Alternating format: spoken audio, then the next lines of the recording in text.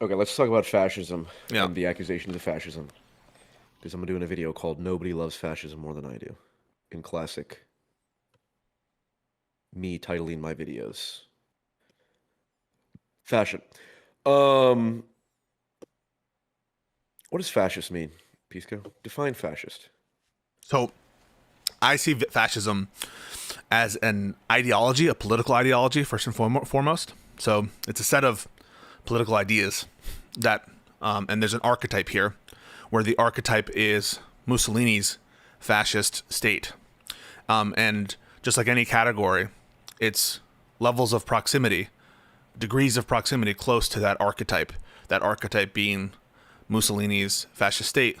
And those, it's a cluster concept, and those clusters include ultranationalism, high degrees of ultranationalism, high degrees of reactionary right wing political ideology, authoritarianism. So, this is the notion that there are no checks on the leader's power, mythology, and mythologizing.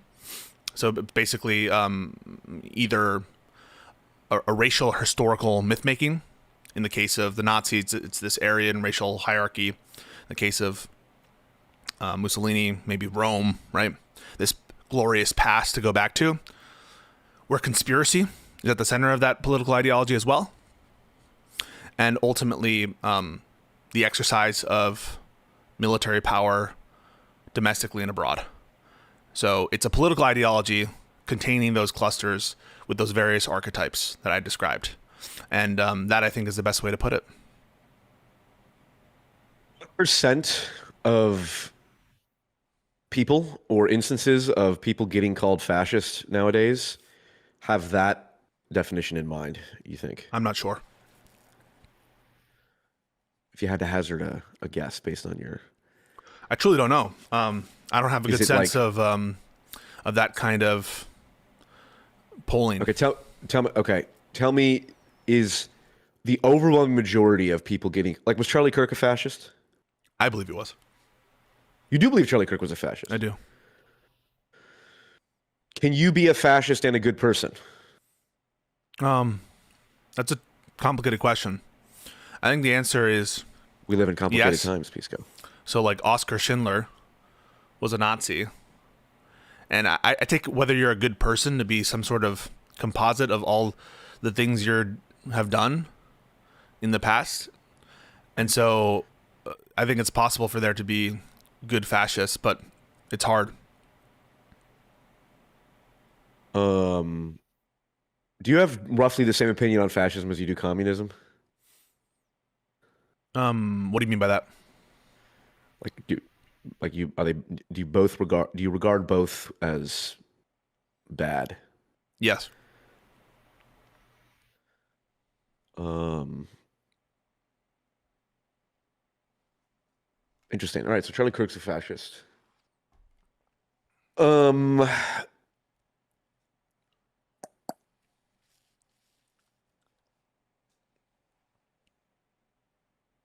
Interesting. I guess this is part of. I guess part of my issue, part of the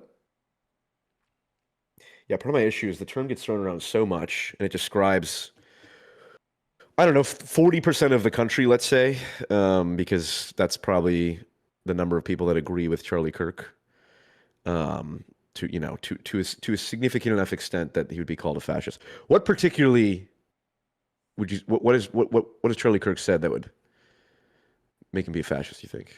I think the key indicators to me are one, his support for authoritarian government. He tried to overturn a free and fair election. He supported the actions of Trump, who I think operates as a fascist. So therefore, he's providing ideological support of and devotion to a leader who I take to be fascist, given his policies and given what he wants to see. I think that he embodies a lot of the archetypes that I've described, including ultra conservatism, ultra nationalism, believing in some of this, conspiratorial myth making that I talked about, and yeah. So I think that he aligns closely, not perfectly. No one's going to be perfect with the kind of archetype that I've described. And, can I push you a little bit? So my question for you is: do you agree that fascism is bad and communism is bad?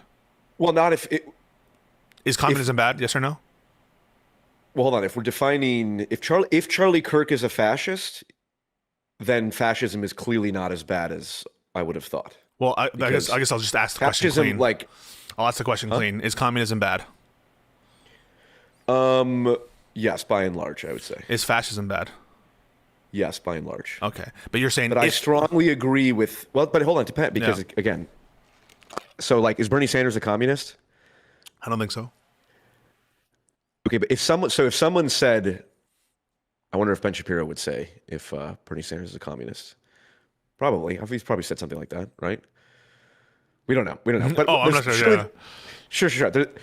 If I was talking to a conservative commentator and he said Bernie Sanders is an example of a communist, what about, hold on, Zohran Mamdani, is he a communist? Not what I take to be communist, no.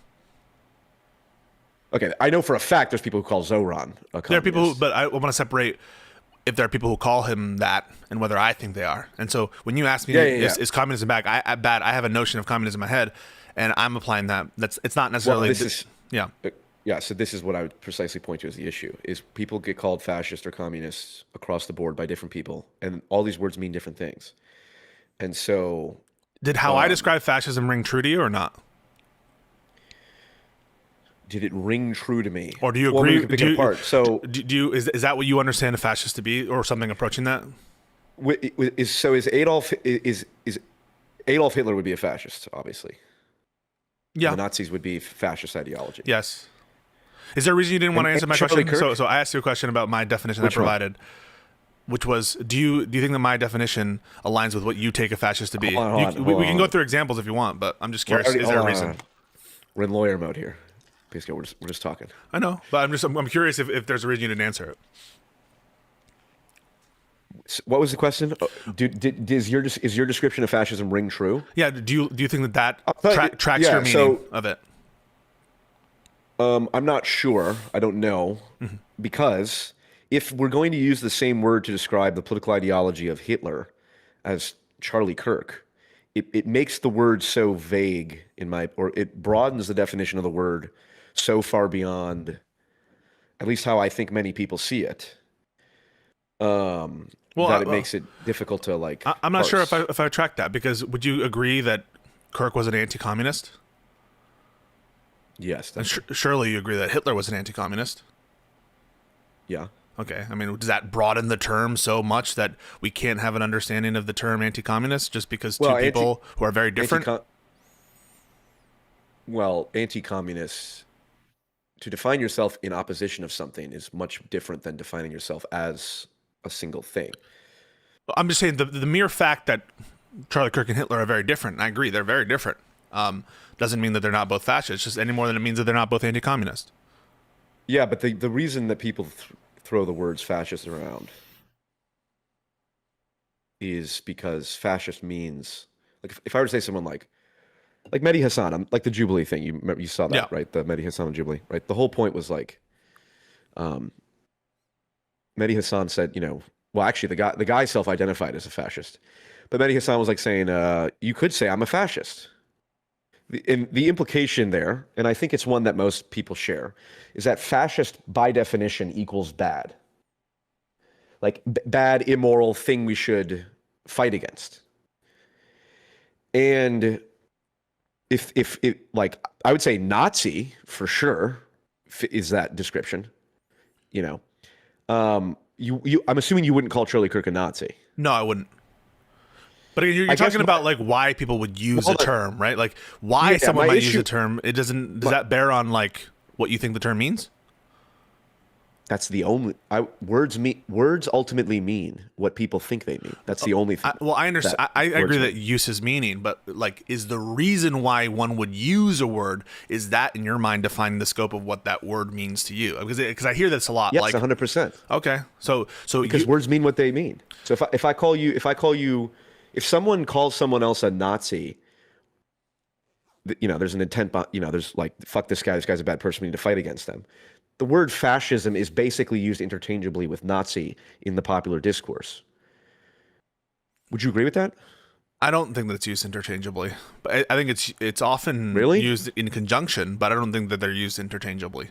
I think the average person, if someone is like, this person's a Nazi, the signal that they are receiving is essentially the same as is if someone says this person's a Nazi. And the same with the term racist. Yeah. But you would never Generally. say, well, racist is the same as fascist and Nazi because they all are conjoined together in this list of explicatives. You know, like I don't take just because the word is being used maybe to flatten conversation or being used as a pejorative. Like I think the word still has a meaning, Sure. and that you word could say dummy. Yeah, you could say asshole. Like, right. So was Hitler an asshole? Like, yes. True. So I want to be yes, very specific on this like little point that I'm making. So this little point I'm making is why someone might invoke a word doesn't necessarily dictate its use as in the sense of how it's understood. So I might be calling you a fascist for negative reasons or because I'm bad faith or whatever, but that doesn't necessarily mean that the term fascist is like ought to be defined some other way or ought to be narrowed beyond its like technical meaning or whatever it is that you want to talk about. I think that in order to show that Kirk is or is not a fascist, it should start and end first with a semantic analysis of what you take fascist to mean and seeing if it applies to Charlie Kirk. But it seems like what we're doing here is having some theory of words that is like, well, the word fascism shouldn't include Charlie Kirk because if it did include Charlie Kirk, it would be too broad. And I just like, you could have that kind of prescriptive view about what words should mean. I just don't share that intuition. That's fair. That's why we're discussing this. My concern, I was thinking about what the thesis for the video would be of like, why do I even care about this, talking about like fascism and all that? It's such a internet fraught thing. And the reason is because we're at a point now where terms like fascism are thrown around so loosely and so often by people. I mean, the majority of people who are participating in the political discourse probably don't even know who Giovanni Gentile is. They probably barely know who Mussolini is. I mean, they know who Mussolini is, but they don't, know any of the history of fascism or whatever. And so, like, the problem is, I agree, and in some sense, I'm more interested in the. Let's talk about fascism as like the Italian concept, for example, how it differed from the Nazi concept, because it's actually kind of insane based on some of the research I've done, the degree to which the Italian fascism just straight up was at 100% odds with the Nazi biological racism, they called it. And there were many Italian fascist Jews. Although over time, Mussolini borrowed from Hitler, and of course, he got a little borrowed by Hitler. Yeah. And then he started to implement Nuremberg-style laws, and kicking out Jews. I think he sent a bunch of Jews to camps as well. So I agree with you that at its base, go for it. Do you know who TK History is? No, I don't know who that is. He's a YouTube channel. He's like a neoliberal cuck, you could say. But he does like historical analysis of fascism and Hitler and all that. And I watched one of his videos, and he claimed that the number, I think that like the number of Jews that were killed in Italy or even handed over were basically zero, even when they were allied with Hitler. That's fact check. We can fact check. Yeah, we can fact check. But my point is, what's indisputable is like the Giovanni Gentile strain of fascism explicitly rejects racism. Like Benito Mussolini. Have you seen the JREG video? Fascism really got a bad name from the Nazis. I feel like as soon as I say that sentence, I shouldn't continue the thought. But if you just look at fascism as an ideology, there's nothing that says it has to be racist.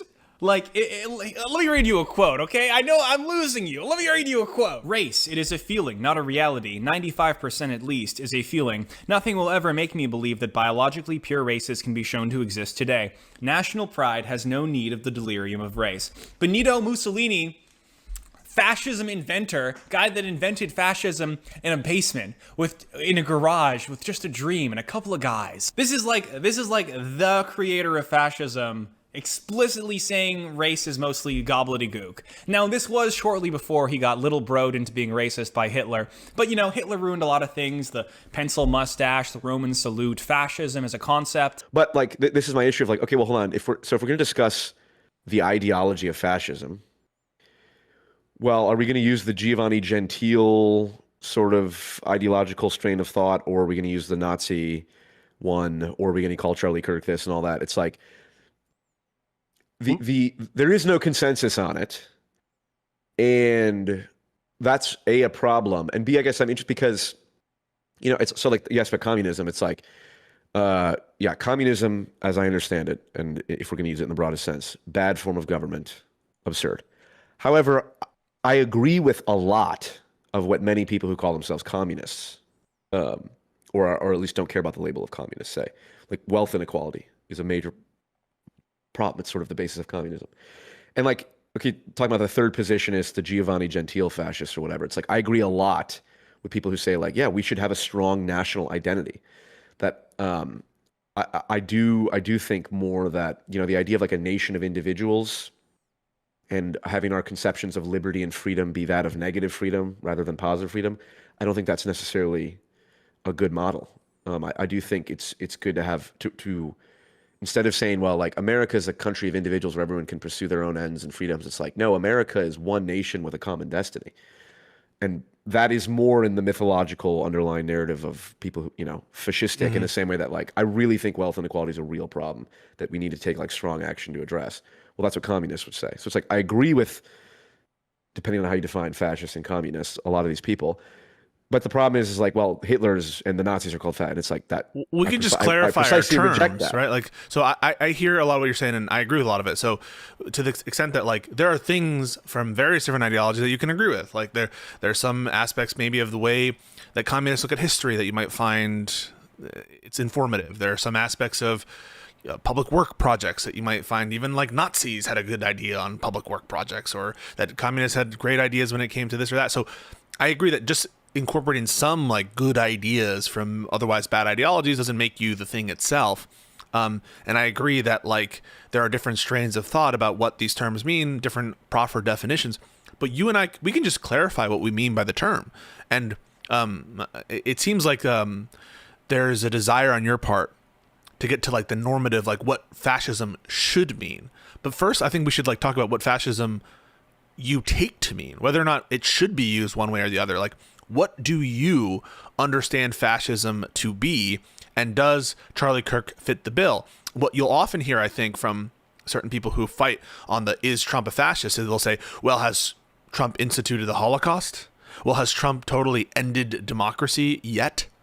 Or has Trump made any effort to throw people into camps, at least, or denaturalize people? It's funny because now he is trying to do denaturalization, which was something that the Nazis did. But like, they'll try to have this threshold of action that until Trump does a World War II style event, until Trump actually puts Jews in ovens, he's not a fascist. And that is just collapsing on itself. I'm assuming that you don't take one of those preposterous views. And so we can just work with whatever your notion of fascism is. And if the conclusion on your notion of what fascism is that Charlie Kirk is a fascist, then like, I'm sorry, that's just your meaning of the term fascist would include Charlie Kirk. But like, let's work with it. Let's see. So what do you hold on.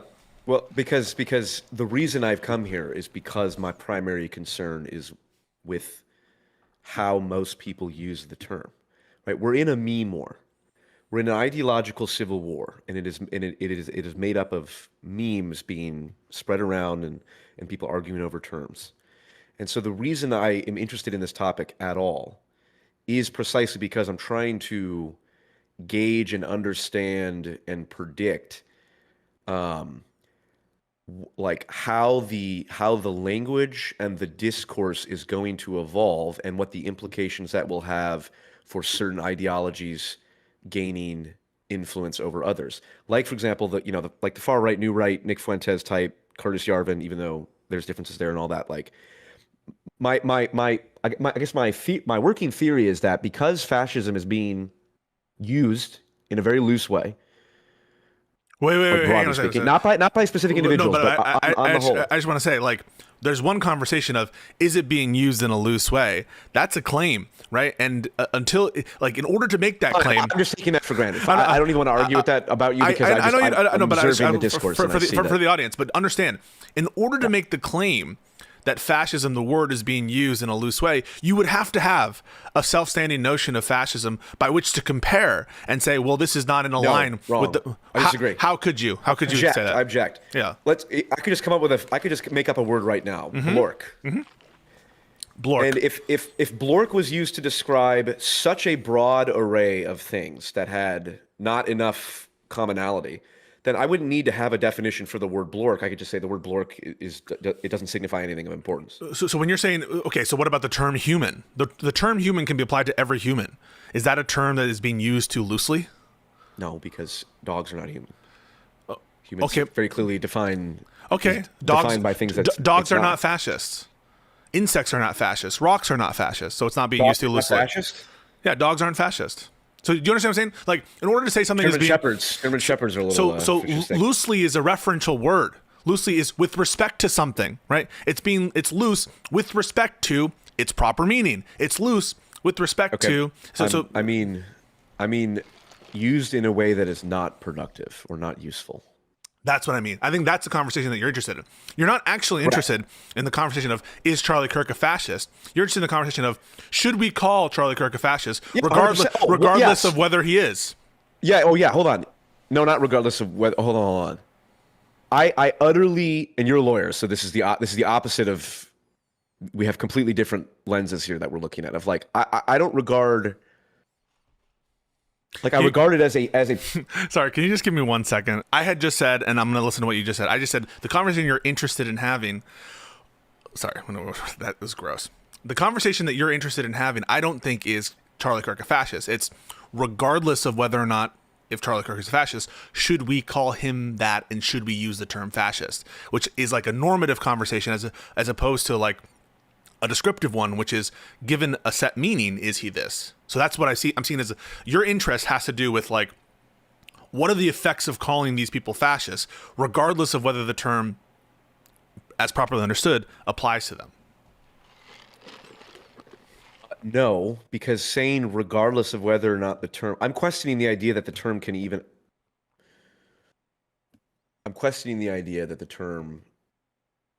even has, because if we say, is it fascist to subjugate people on the basis of race? Not by itself, right? Yeah, but yes, but people would point that to, like you said, it's a cluster phenomenon, right? So, it's like a DSM thing, or if you check 5 out of 7 or whatever, which, I mean, I would argue that's all concepts. That's like a Wittgenstein. I totally would agree with that it's all concepts. But like, I want to narrow the thing right there. Like, it seems that you are uninterested in discussing whether or not he is or is not a fascist. Okay, all right, hold on. What is your motivation in this? What are you interested in discussing? Well, I just was here to answer your questions about executive theory, and I thought they were very interesting questions and very interesting things you brought up. Right. So I'm just doing that. Yeah, I know. This feels very lawyerly because normally my motivations are I suppose. Hold on. I guess I'll be clear. Yeah. Yeah. When it's like, is Charlie Kirk a fascist? It's like whether or not Charlie Kirk is a fascist depends on whether or not Hitler is a fascist. And generally it's like I don't like, there is a practical thing of like, I'm not going to use the same word to describe Hitler as Charlie Kirk. Now you would point out, like, well, what about like race? We could just say like racist or mean, even like mean. Yeah. Like, was Charlie Kirk mean? It's like, yeah. Was Hitler mean? It's like, yeah, but at a certain point, using the same word like that. Yeah. Okay. Of because think about this, right? Point. If you mean interpersonally mean, by all accounts, Charlie Kirk was nice as hell. That's what TYT says. But he was mean to. That's what I mean. So that's what I mean. Like, if it matters what you mean, like, Adolf Hitler, he was someone who on occasion was very soft-spoken and apparently really loved his dog, right? Was obsessed with his dog. So it depends what you mean by nice or mean in that sense. Like, it really, really does matter. Now, you could take the view is, I don't want to say anything of Hitler that's true of Charlie Kirk. And some people take the view that Charlie Kirk, for example, is racist. I don't want to say of Hitler anything that's true of Charles. Okay. Some people say that Charlie Kirk is racist, right? I'm not saying that I said he's probably racist, but I put that aside. I think everyone's probably racist. I don't think, and maybe that's true. I don't think that he's racist in the way that Hitler's racist. But or you could say something like this, like, you could make, I think, a strong argument that there are some black nationalists who are racist as fuck, or that Malcolm X said things that were super, super racist. But do I think that they're racist in the same way as Hitler, or racist in the same way as your average Southern Democrat in, the KKK era? Probably not. So there can be a great deal of additional conversation to clarify what we mean by terms. And maybe you're frustrated that that's not happening when people just throw around the label fascist. Well, yeah, that's part of it. But even like we were pointing about racist, it's like that's precisely why I think the term racist has lost all its calling someone a racist means absolutely nothing nowadays. You can just ask people what they mean by the term, right? So like, if you're in a conversation with someone and you say like, "Hey, when you call Charlie Kirk a racist, what do you actually mean by that?" Hold on. Let me. You know who Alex O'Connor is? Yeah. I have to look into it more, but he puts forward a theory of knowledge called emotivism. Or maybe it's a. That's his. I think. I think that's his moral outlook. His moral philosophy, right? Yeah. Where like, boo. What is this thing? It's like if you don't like Hitler, you say like boo Hitler. It's like, is boo Hitler a true statement? It's like, no, it's an expression of a sentiment. And I it's true that you might feel that way, but like you can't logically parse boo Hitler because it's just like it's an expression of emotion. You're saying that he's taking the view that moral propositions are not truth apt. Correct. And so I subscribe to the degree that I understand that aligns with my sort of pragmatist view of language and morality. And so that's why I have an issue with it's just like when people say someone's a fascist, they don't. The people who are calling Charlie Kirk a fascist, not you, the majority of the people, the majority of the discourse that is going on amongst the normies or the moderately politically engaged people, they are not calling people fascist because they meet a set of criteria. They literally mean fascist equals enemy, fascist equals bad person. It's like it's more of an emotivist expression. I believe, and I'm saying and I'm taking this is an assumption. I don't want to argue about this. I suppose we could if you disagree, but like I'm just taking that based on my observation of that is how the word is being used. And so I agree that we do need to have a discussion about like, okay, the definitions of fascism and the Giovanni Gentile versus the Nazi biological fascism and all that stuff, or biological racism and all that. And it's just like, that's what I'm generally interested in, and I'm in lawyer mode now, defending myself. Even though I don't even know what I'm arguing. I'm telling you. Yeah, let's take a step back. So we can talk about Charlie Kirk. We can talk about Charlie Kirk. Well, let's take a step back. So I kind of view the conversation in different ways, right? Like I'm personally interested. I noticed that. It's just like Richard Dawkins and Jordan Peterson talking. Sure, yeah. I kind of see there's a conversation about like what is fascism? Is it being misapplied by the left or by Democrats or by this or that? Sure. That is a conversation that fundamentally relies on what the meaning of the term fascism is and how people mean it when they use it. That's number one. Like, so the conversation about is the label being misapplied fundamentally relies on there being some cashing out of the meaning of the term.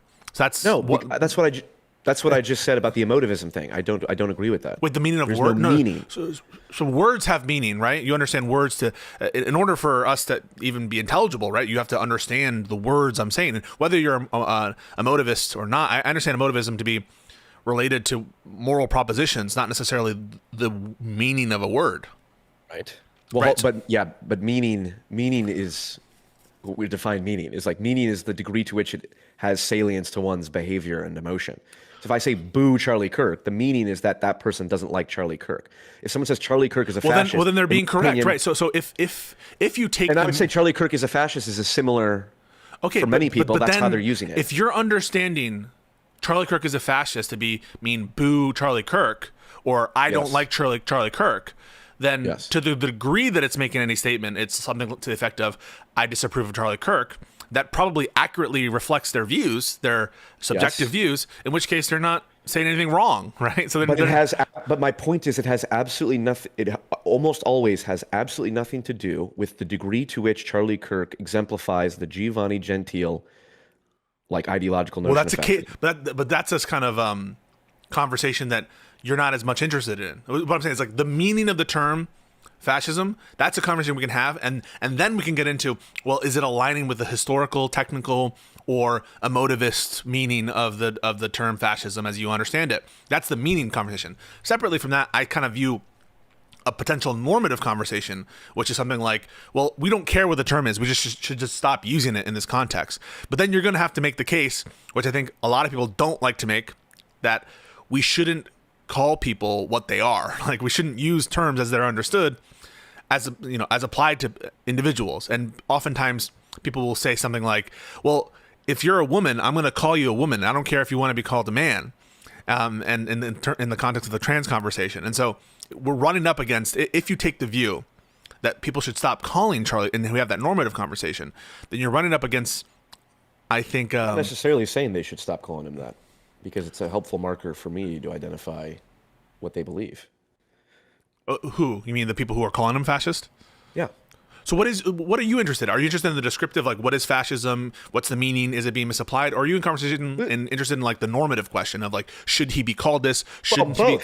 Again, when I was sitting out writing, like, what am I going to write for this video? I was like, why am I interested in this? Again, my thing is I see people getting called fascists all the time, but then I compare it to like the Giovanni Gentiles. There's a lot, and like I said, there's a lot that people who would be described as fascists, and like the Giovanni Gentile fascists, believe that I would agree with. Exactly the same way that there's a lot of communists and Marxists and stuff that they say that I would believe. And I guess maybe to be more important or more drill it down more, it's not just like I agree. Like Hitler loved dogs. It's like, so I agree with Hitler on some things. It's like no. What I talked about earlier about the fundamental idea of like liberalism versus liberalism as a collection of individuals all pursuing their own ends, liberty being the highest value. It's like that's like the fundamental, arguably like the fundamental basis of the United States and kind of liberal ideology. And I'm saying I sympathize more with the, again, you can call it as soon as I say I sympathize more with the fascist description of this, it's like the Hitler loves dog thing. It's like you can be someone who's not a fascist and agree that actually the conception of America we should have is not one of a bunch of individuals doing their own thing that are hyper-atomized and all that. I'm not sure you can say that unless you have a notion of what I'm not sure you can say that unless you have a notion of what fascism is. You just said you can be a fascist if X, Y, Z, or you cannot be a fascist if X, Y, Z. But in order to even say that statement, you'd have to have some notion of fascism that you're using, right? So yeah, okay, let's go with the Giovanni Gentile. Okay, so describe strain of fascism. Describe that strain to me in a way that you. So this is the strain that you, when you use the term fascism, is that what you're saying? I think you're hesitant because I think that it's possible. Because I know how people. Because see, it's like saying, it's like if I. Okay, words have multiple meanings. So if I say the word faggot. Yeah. That word has different meaning. Now you can say, it's a bundle of sticks and twigs. It's like, well, you should go around and tell people, go like, just start using term. Just be clear about what you mean, right? Like, know how it, so you could say that the word is so distasteful, it's like a slur that I don't want to use. Yes, correct. Because hold on, when people think of fascists, it's Adolf Hitler, right? Yeah. So like. Okay, let's say. Well, let's use. We're going to define. We're going to go down the. We're going to use the Giovanni Gentile, which again I haven't even looked. Part of the research I have to do is dig into this. Yeah. I have a few books, doing with some comparative fascism that I need to read. But I do know for a fact that that the post-racial fascism idea is there. It's like I agree with that aspect of fascism, that race is irrelevant to the the destiny of it. Like a nation can be a nation of many races. Like I agree with that. I like that. You're just telling me things about aspects that you agree with, but ultimately, right, that's my point. I guess what's the point of even describing it? You just said basically what I heard you say is the word is like the word the F slur for gay people, and I don't even want to legitimize its usage by squaring down and centralizing a meaning that I am using. That I prefer to keep it ambiguous because I just don't want to legitimize what the word is.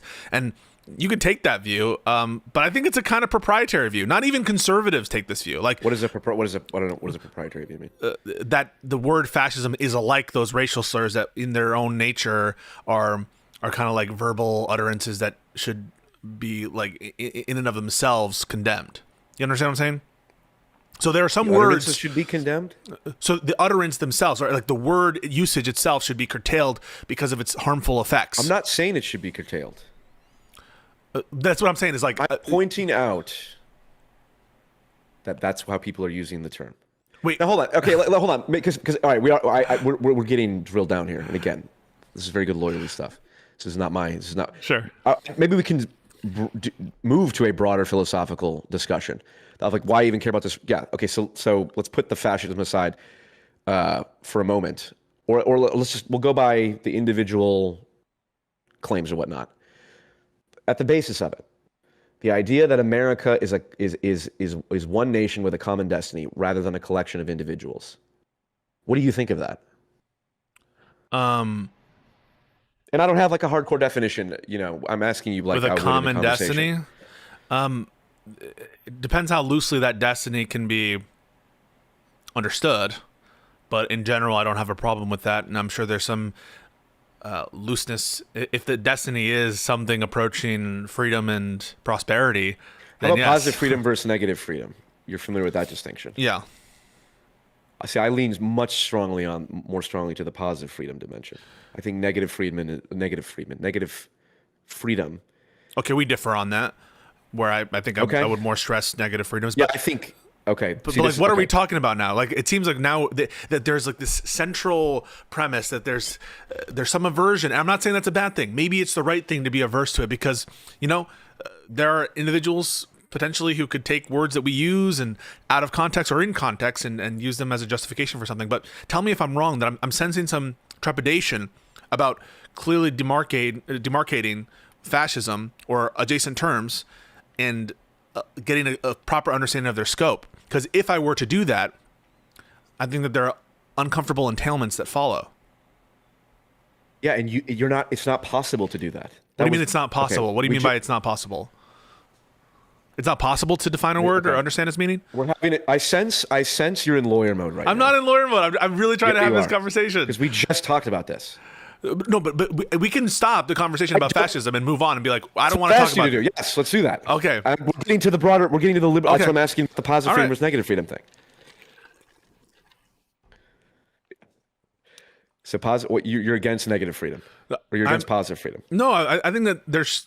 Or you're against the conception of liberty as positive freedom. My view of like, I don't really have a properly scoped out normative ethical frame or whatever.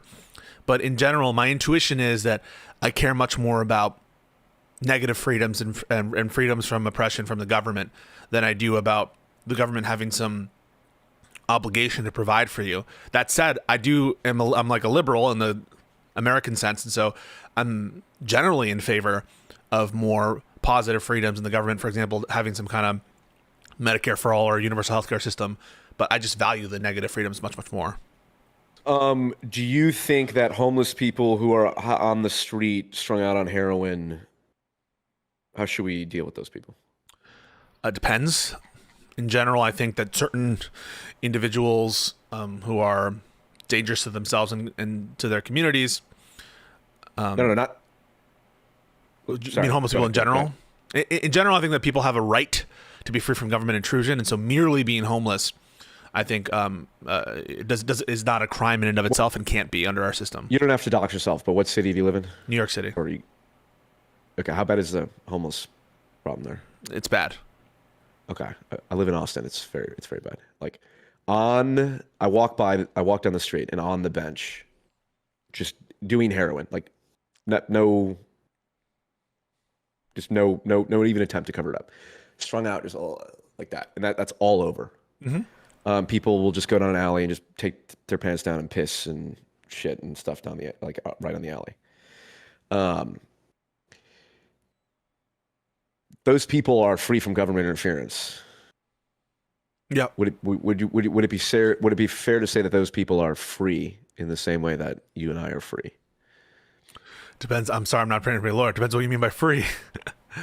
Well, by your negative freedom definition, or someone who's meaning. someone who's strung out on heroin is, I suppose, free in the sense that they have the same negative freedoms as everyone else, and so in that sense, I think they're on all fours, equally free, in general. Right, and I'm right, and that my saying is, or my point would be that that kind of freedom is not something. Who cares then if that case? It's like, oh well, you're free to be strung out on heroin on the street. It's like, well, that's not the kind of, like, to say that person is as free as I am to pursue like a meaningful life or a fulfilled life. That's what matters more. I just think that there's an equivocation. I mean, I can care about what you care about too, and just say, well, yeah, you're here, you're pointing to someone where you're not changing some aspect about themselves that bears on their freedom. You're just changing an aspect that bears on their suffering or happiness, or whether or not they're in a good state or a bad state. And it doesn't. Well, I guess. Yeah, go for it.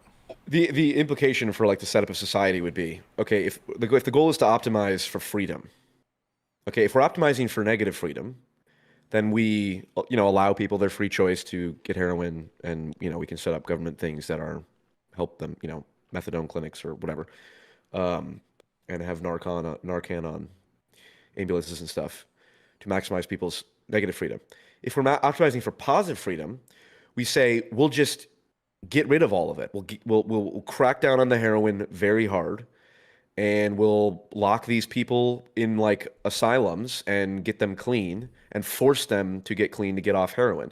Because ultimately, the use of forcing someone to get off of heroin, I would say, leads to well, obviously there's cases where this can not be the case, but like in theory, like taking away someone's right to do heroin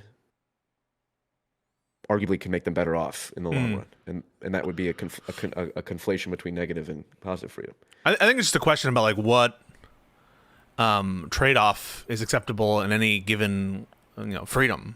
So like I don't know that I believe in the negative freedom with respect to drug use.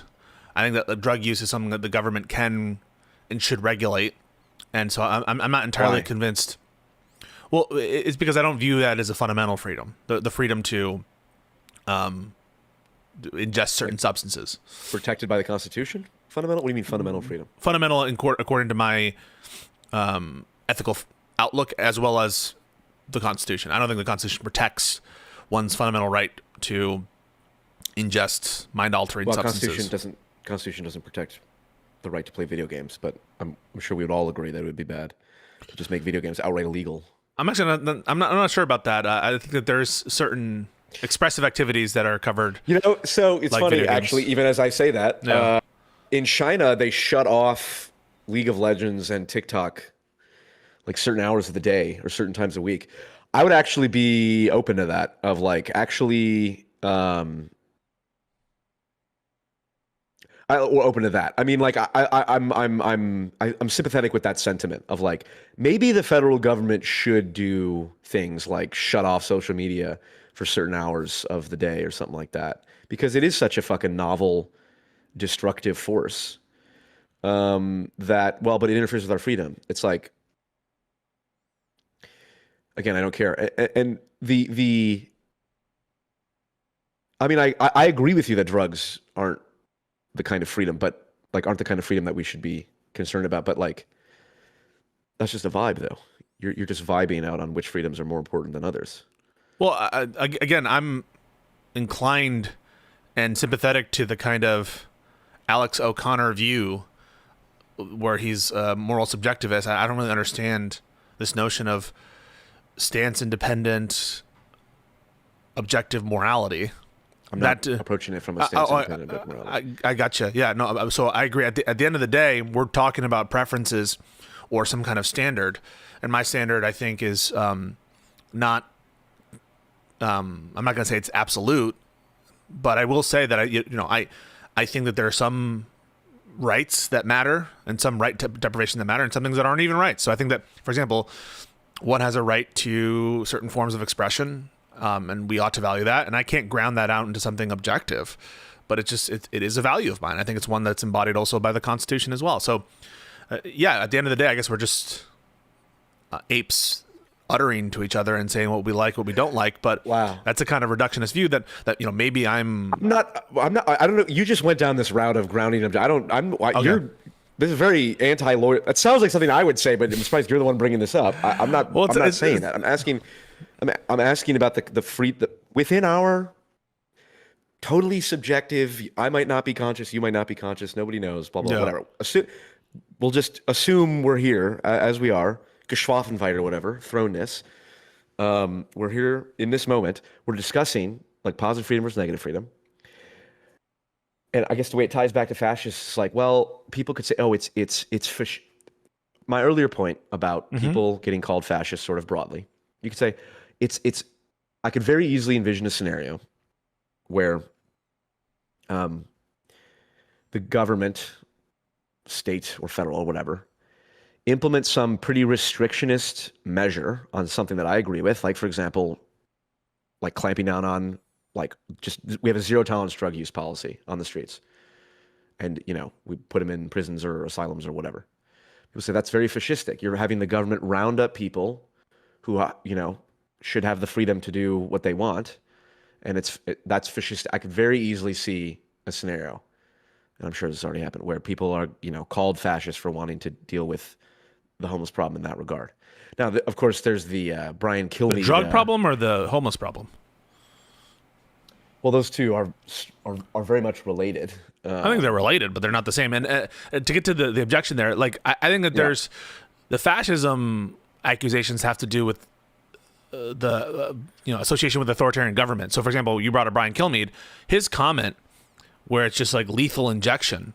I think people would understand that to be, well, one is he's talking about homelessness by itself and not specifying some other kind of violent tendency or some crime associated with it. So in the sense that you should be free to be homeless in this country, I think that is a freedom worth preserving. Not necessarily being dangerous and be homeless, but what about like sleeping on public benches and streets and stuff in parks? I think that there's, I can't give you the right threshold in which like the certain actions that homeless people tend to do should be protected. I'm not sure that you have an unlimited right to use public property, except for certain sort of traditionally held places of like open access, like certain parks and stuff. But so I'm not necessarily saying that sleeping on a bench is protected, but the mere status of being homeless, I think, is not something that the state should be able to punish. No one's saying that. Right. Of course. So when Brian Kilmeade says the reason why that's fascistic is, one, he's criminalizing something that should be protected. That is, you shouldn't be forced by the government to have a home.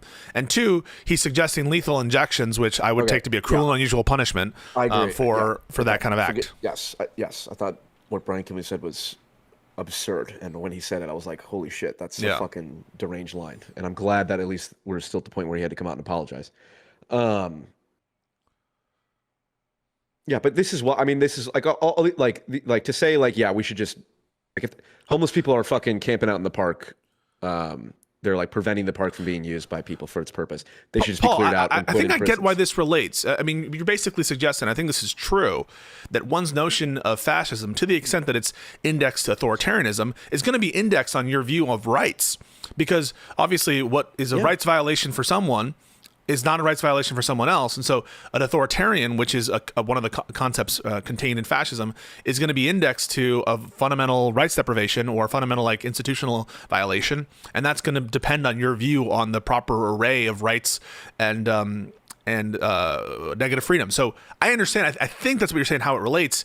And in the end, it's grounded on something where reasonable minds can disagree and on that. But I just think that reasonable minds do agree, at least in the American context, on like freedom of speech, freedom from arbitrary search and seizure. And so there typically is like a starting set of negative freedoms or freedoms that people care about that I assume as part of my conversation. But you could, if you wanted to, undermine that foundation by saying, like, well, why should we care about those things?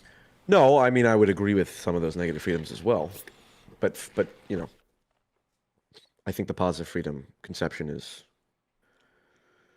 I sympathize more with, and that leans more in the fascist direction. But you're not going to like this, but ultimately how it relates will eventually need to ground down and cash out into an actual meaning or definition of the term fascism.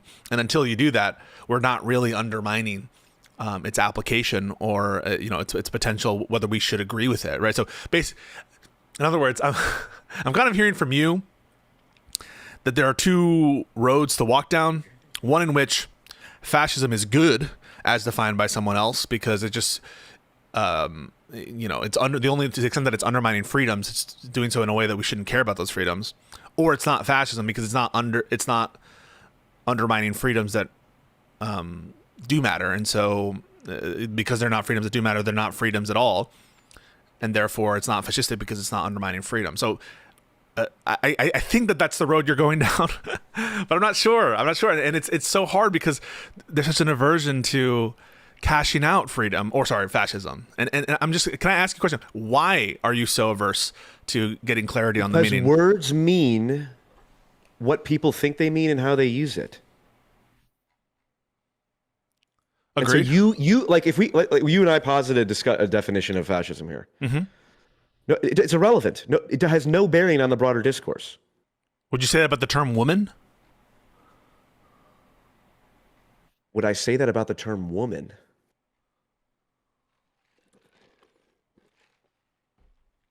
No, because woman is not a complex ideology with like a varying history or whatever. It's like a fundamental category that everyone recognizes.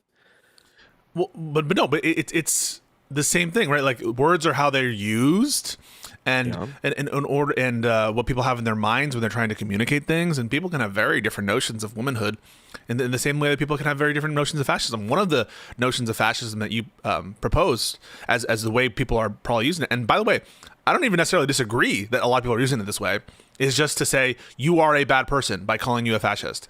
And I'd say that's 80 a pretty to simple 90% of it. Okay, but that's a very simple concept, and I actually think women defining sex is a little bit more complicated, or gender, let alone gender, and in fact, I think that gender is one of these concepts, and even for sex, I think it's not as easy as just grounding out into gametes or into chromosomes, because then you can have some really weird edge cases that you need to explain for, and then it's going to get into degrees of proximity. So I think sex and gender are more complicated than people give credit for. Yes. No. Even for sex, if I were to ask you the definition of sex, I think you're going to have some trouble. Everything's complex. Yes. Define time. Time is complex. Reality is complex. Consciousness is complex. That's what I mean. You're So making like, a statement. No. All I'm saying is color, red, or complex. It's like, yeah, also not. All I'm saying is that every word has this issue, and it doesn't stop you from trying to cash out those words in the context of conversation. But there's a particular kind of like, uncomfort with the term fascism. And I'm just curious, and I'm not even saying there's anything bad. That there's anything bad. I'm just like, I'm wondering what is the hesitation there? We've been. Hasn't this been the subject of our conversation for 90 minutes? In a way, but it's like we're talking around it. We're kind of talking around it.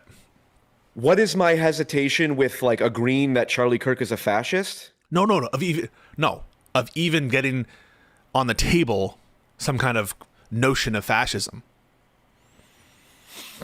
and sticking to it and saying, this is what I mean when I say fascist. This is what I mean when I'm saying that they're misapplying it or they're using it in an overly broad fashion. I don't have a private language. I'm not saying you do. I don't use words that mean different. I don't use words. The only reason I use words is because I know other people have definitions, have notions of those words. I understand that. So what I mean by fascist is 100% entirely dependent by what people think it means, depending on who I'm talking to.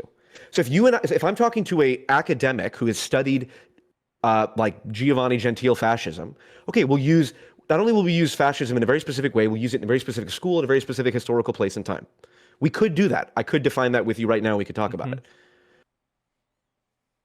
And as I've said now 7 times, I know. That's not how people are using the term. But if people are using the term in that way, right? If people are using the term to mean you're a bad person, you said 80 to 90%. Maybe that's true. I don't know. I don't know. Then they're not wrong. It is. Right? Then they're not. Then you're by your own lights, right? They're I'm not incorrect. not saying they're wrong. Okay. But if you ask me, like, Paul, I want you. This is such a. I love these meta conversations. It's just fun. There's no. It's totally unproductive at this point from any like thing. But I'm so. I love it too.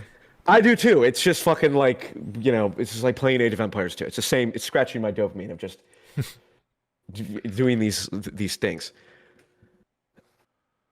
Basically, the notion of fascism, because the reason I'm hesitant to establish a notion of fascism is because I know that the notion of fascism that certainly your audience and certainly that I think most people have is that equals bad person. So if we're going to discuss whether Charlie Kirk meets a definition of fascist, all we're discussing is whether or not Charlie Kirk is a bad person. And maybe that's what how about this? That's not how I use it, but do you think Charlie Kirk is a bad or was a bad person? Yes, I do. Okay, I didn't like Charlie. If you'd asked me 1 hour before Charlie Kirk, was assassinated, I kind of agree. Yeah. He sucks in a lot of ways. So then you agree he's a fascist under your vision of what most people are using the term fascist to mean. But I don't want to contribute to such imprecision because again, I think there is room for a discussion around like the opposition to post-liberalism. Like I'm very sympathetic to post-liberalism to the degree that I understand it, and that I think people would label as being fascistic. Like I said, for not viewing things in terms of negative freedom, but in terms of positive freedom. I think there are a lot of people. I want to give you some. Let me give you my. I don't know what's it called. Give you what you want. There are a lot of people who I think don't have clear in their head what the term fascist means, and they're using it because other people are using it. 90 minutes later, I think that there are such people. That's my intuition. I can't prove it. I think that's also true, by the way, of the term communist. Where people are using it kind of a little bit flippantly. We had a whole discourse on this small corner of the internet about communist versus socialism versus this or that. So that's my intuition there. But I don't think that we're bound by like the lowest common denominator usage of a term.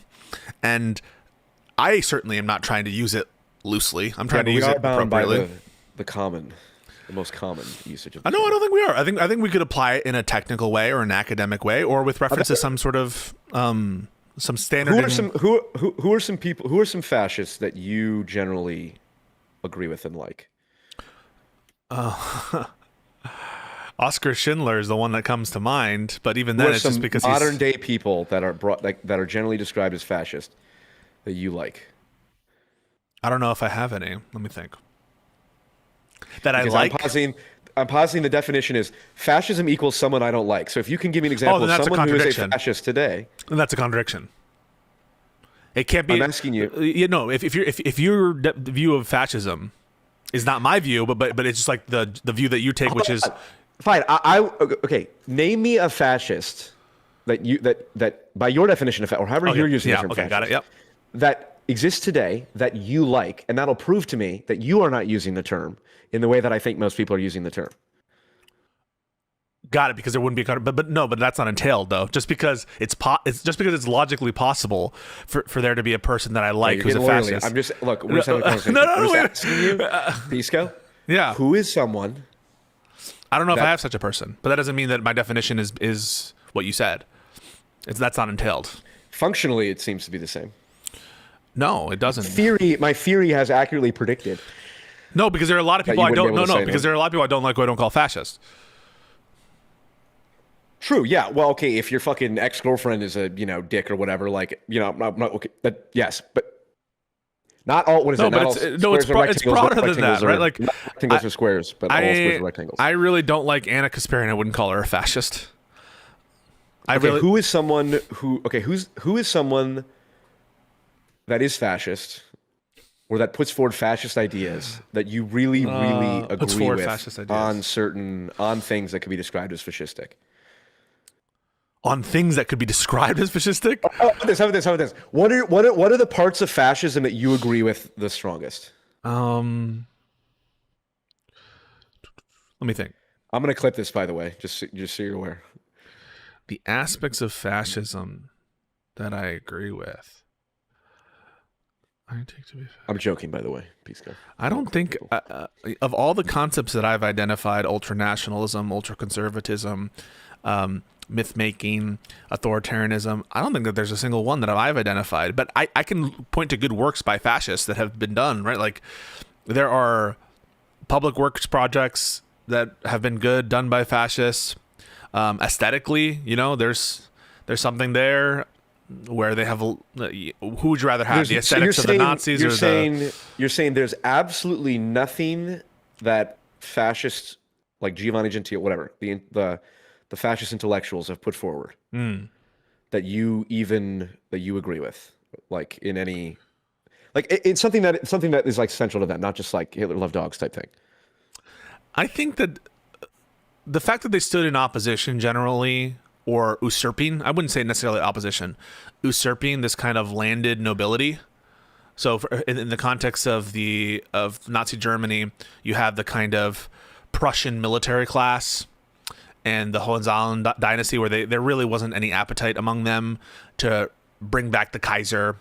In the context of perhaps Rome with the king in Italy, but that's a very loose, like, yeah, I didn't agree with the old imperial dynasties and the old kind of nobility there, but I mean that's about as close to them, where it's a little bit more populist in nature than the previous kind of noble families and royal bloodlines and all that stuff. But it's again, this is a very loose.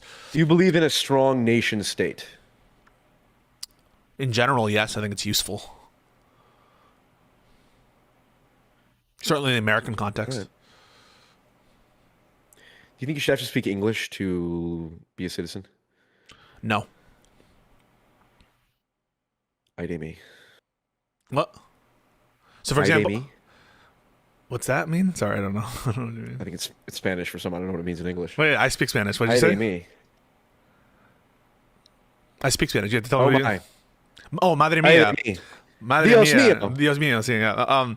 Hang on a second. So, for example, there are like insular communities in America that have been around for a long time. Native Americans, I can imagine. Now, they typically speak English, but I don't think it should be necessary, no. Think about like the... But generally. Generally, I think you ought to. If you're going to naturalize, I think you should speak English. But... There we go. That's fascistic. Way to go. All right. There's one. I don't think that's fascistic. Do you hang around BreadTube ever? Because I can tell you there's some people that call you fascistic. I don't think so. Okay.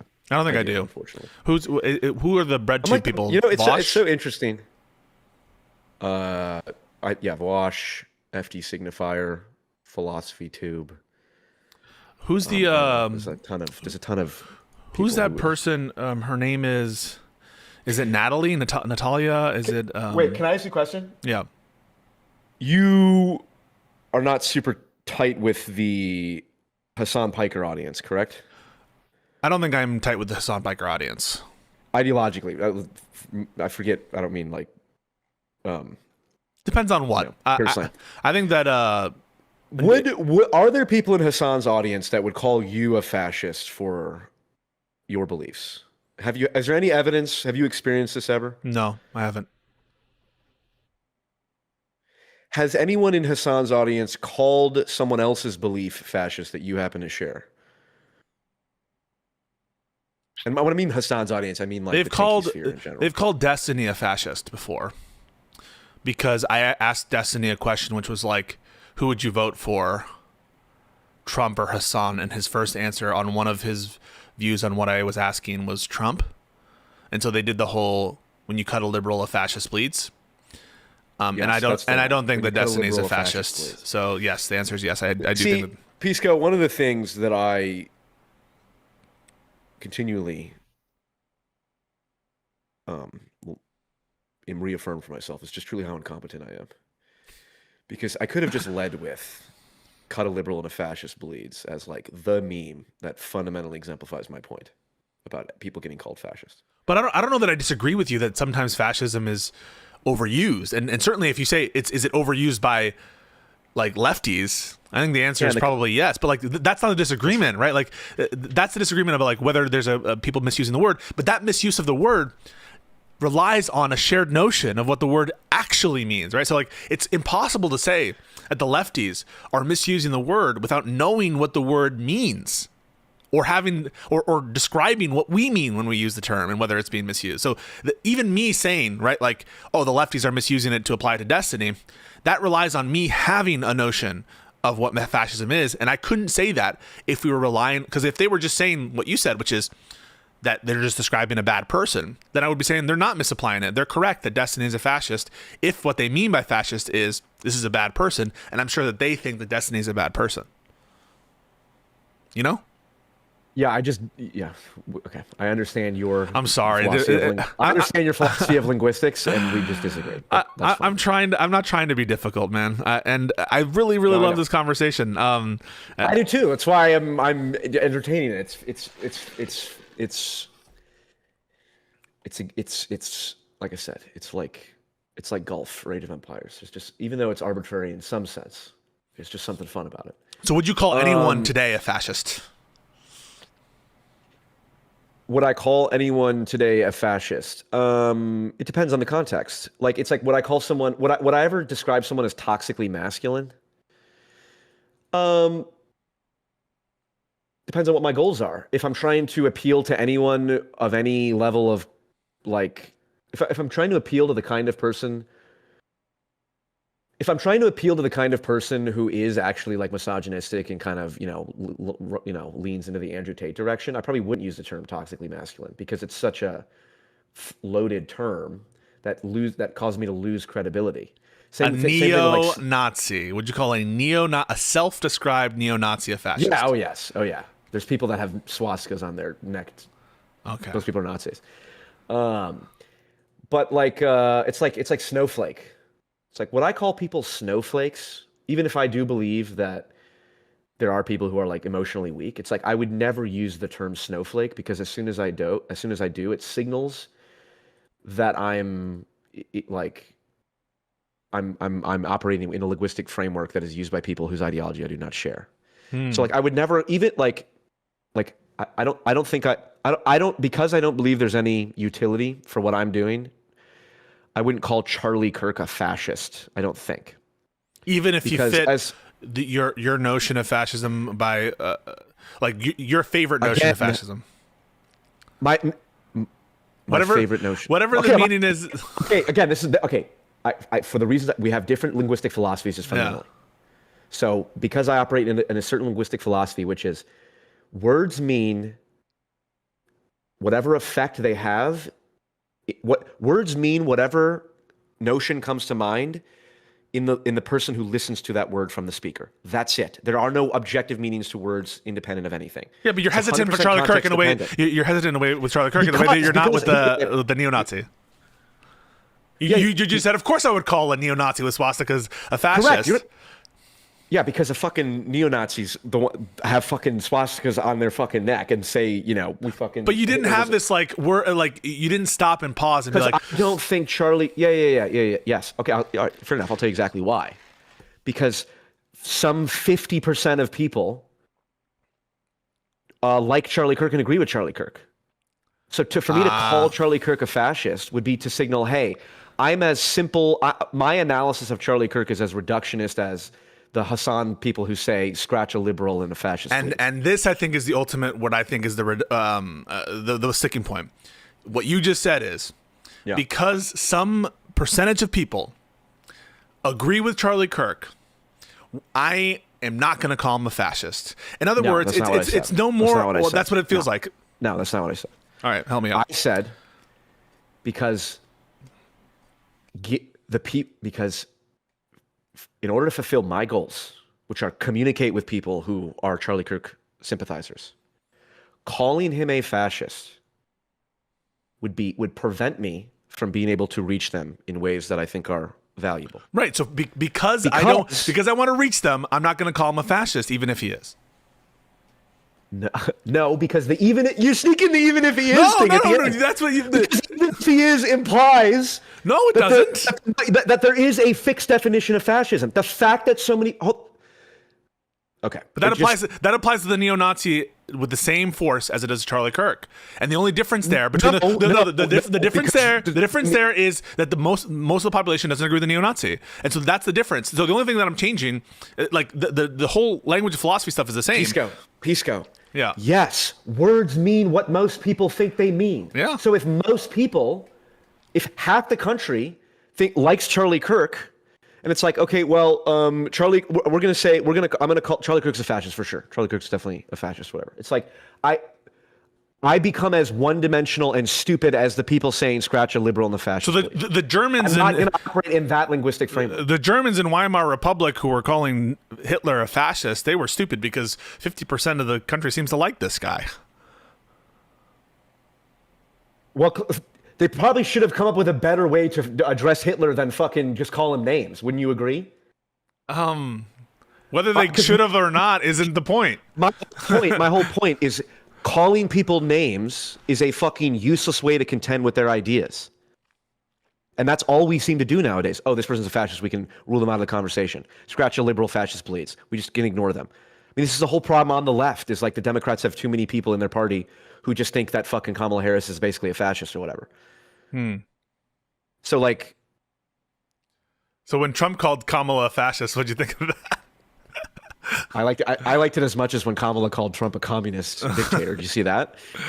Wait, no, I didn't see that. I saw when I think Trump was like, she's a communist. He's a communist.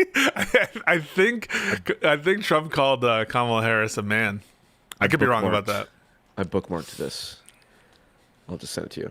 Trump does listen. If you want to tell a fascist that sometimes I enjoy, Trump makes me laugh sometimes, man. I mean, I hate Trump, and I think that he's one of the worst political figures I ever have. But he has some bangers, and you can't deny that. That's true. Yeah, I just think, like, for example, Pisco, you tell me if you disagree. Mm-hmm. The probability that you would ever convince a Trump supporter, well, how should I say this? I think you are not nearly as good as criticizing Trump to the people that matter as me, because I'm much more willing to not call Charlie Kirk a fascist and not throw these terms around. I can operate within the more Trump sympathetic because I don't framework pander and to point out them. how- I mean, I don't pander to them. I'm Well, you call it pandering, and I call it sympathizing with their valid perspectives. valid meaning true. Valid meaning valid. I understand validity to relate to arguments and whether the conclusion follows. Veracity is a function of veracity is one factor in a multivariate analysis that leads to validity. Oh, okay. I'd be a good lawyer. I think I actually studied law, and I think it's possible. Listen, I'm not necessarily the best communicator to MAGA, and part of the reason that is like I talk shit about MAGA every single day. Yeah, and look, I'm not the best at communicating to the Hassan Piker audience because I shit talk them all the time. So we are. It's literally like two. I'm like there's just a. Again, this conversation is useful for me. Just it's productive. It's fun to talk to lawyerly minded people. We just have a different. Like for example, one of the reasons I'm much less inclined to criticize Nick Fuentes to the degree that other people might is because I know there's a lot of people who like Nick Fuentes who I could convince that he does go too far in certain areas that other people couldn't, precisely because I'm not willing to just go, oh well, he's a racist, therefore he's a fuck him and all that. Do you think Nick Fuentes is a racist? Yeah, probably. Do you think he's anti-Semitic?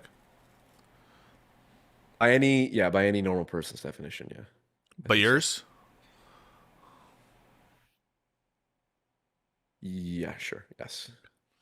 But it's like, but again, it's like asking me, do I think Andrew Tate's toxically masculine? It's like, I would never. I don't like. I think using. I think even just agreeing to that and saying that is kind of buying into a framework that I'm just like. I Yeah, don't why believe did in you the framework grant of it calling then? people's names. I think you granted that because Fuentes is considered very toxic and hands off in a way. You know, Kirk maybe has more mainstream appeal, but it is suffering by I for think the Nick same. Fuentes is like borderline as mainstream now as Charlie Kirk. I think it's getting bigger too. But I just mean to say is, like, you should have stopped me there.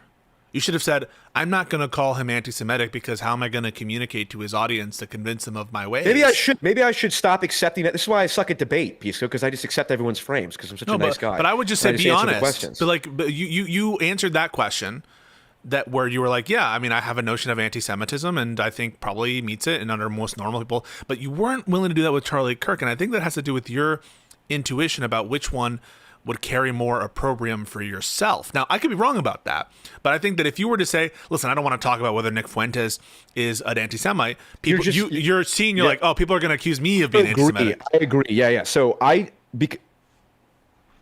opprobrium for myself.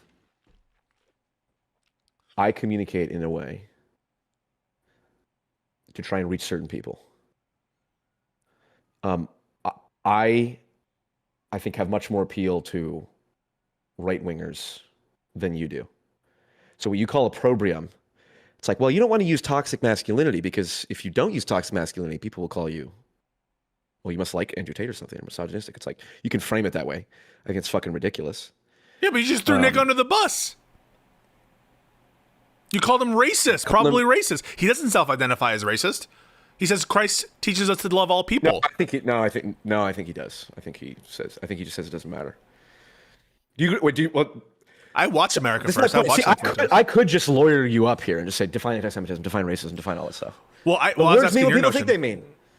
Okay, but what I'm saying is like you were willing to answer the question because he's anti-Semitic because he says I think one of the most obvious, or not most obvious, the most useful examples to point to that would appeal, in my opinion, one of the most useful examples to point to is the degree to which he says Dave Smith is a Jewish psyop. Dave Smith is one of the loudest and best critics of Israel and the Israeli relationship to the U.S. government. And Nick Fuentes, because he has a notion of Jews that is this highly conspiratorial, Jews are involved in everything, and if a Jew criticizes Israel, it's actually controlled opposition, blah, blah, blah stuff. The fact that he says Dave Smith is a Jewish psyop is emblematic of the most delusional type of stuff that I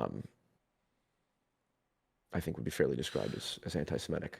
But but it's like all I'm raising is the potential inconsistency. I'm much more inclined to say Nick Fuentes is a fucking idiot and moron for putting out the idea that Dave Smith is a Jewish psyop, rather than just saying it's anti-Semitic or racist, because again, calling people's names doesn't change anyone's opinions. Well, that's what I'm saying is like, I think that the inconsistency that I'm potentially pointing to is a lot of people will say of the term anti-Semite or racist, it is used in this way that you're accusing fascist the term being used. Oh, I agree. Yeah. Like Norman Finkelstein is called anti-Semitic, and fucking like everyone's called anti-Semitic if you criticize Israel. But you were willing to engage in an analysis about whether Fuentes is anti-Semitic in a way that you weren't with Charlie Kirk. Yeah, correct. Because yes, because there's a very different, because anti-Semitism is a much more coherent concept.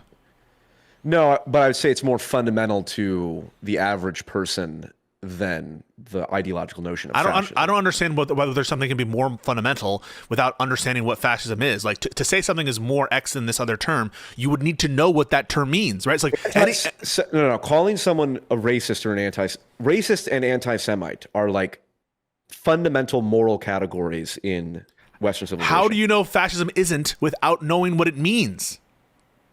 Okay. In order to know if something is fundamental, I have to piss like a racehorse. No worries. This is now the 15th time we've done this. Okay. Hey, listen, this was a lot of fun. We should do it again. It's always fun. It's always fun.